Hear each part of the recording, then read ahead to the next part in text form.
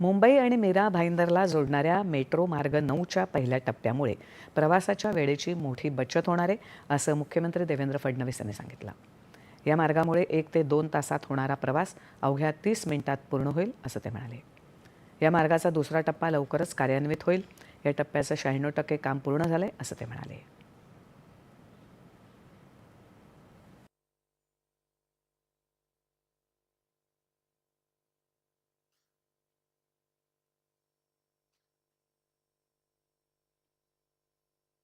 जो दुसरा टप्पा आहे, ज्या दुसऱ्या टप्प्यामध्ये साईबाबा नगर ते सुभाषचंद्र बोस मैदान याचंही काम जवळपास 96% पूर्ण झालेलं आहे.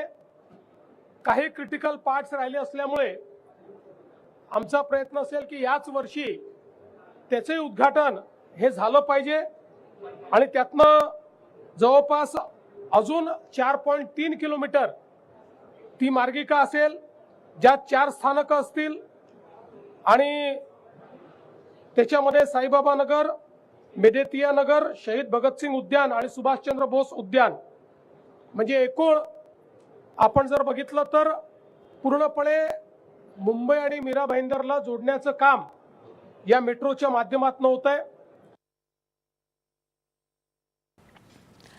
या प्रकल्पात नागपूरच्या धर्तीवर उड्डाण पूल आणि मेट्रो मार्ग एकाच स्तंभावर उभारण्यात आलेत. तसंच सौर ऊर्जा, रेन वॉटर हार्वेस्टिंग आणि रिजनरेटिव्ह ब्रेकिंगमुळे हा प्रकल्प पूर्णपणे हरित प्रकल्प ठरलाय, असं ते म्हणाले.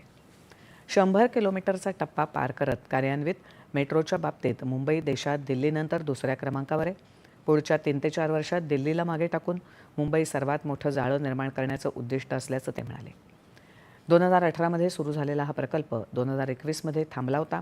मात्र महायुती सरकार आल्यानंतर या प्रकल्पानं वेग घेतला, असं उपमुख्यमंत्री एकनाथ शिंदे यावेळी म्हणाले. ही मेट्रो जी आहे ती मेट्रो दहिसर स्टेशनवरून मेट्रो 2A आणि लाईन 1शी कनेक्टेड आहे. भविष्यामध्ये मेट्रो 7 आणि 7A द्वारा छत्रपती शिवाजी महाराज इंटरनॅशनल एअरपोर्टला पण जोडतोय. नंतर ही मेट्रो 3ला पण आपण जोडतोय, म्हणजे कुलाब्यापर्यंत जाईल, जसं सांगितलं सीएम साहेबांनी.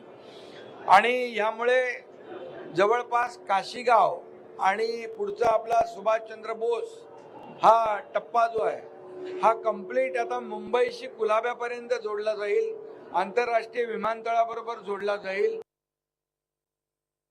वडाळा ते गायमुख आणि गायमुख ते भाईंदर या नवीन प्रकल्पांची निविदा प्रक्रिया सुरू असून कल्याण ते नवी मुंबई असं संपूर्ण MMR क्षेत्र मेट्रोनं जोडलं जाईल, असं ते म्हणाले. मेट्रोमुळे रस्त्यावरील 20 ते 30% वाहनं कमी होतील. यामुळे प्रदूषण कमी होऊन इंधनाची बचत होईल आणि मुंबई उपनगरीय रेल्वे गाड्यांमधील गर्दी कमी व्हायला मदत होईल, असे ते म्हणाले.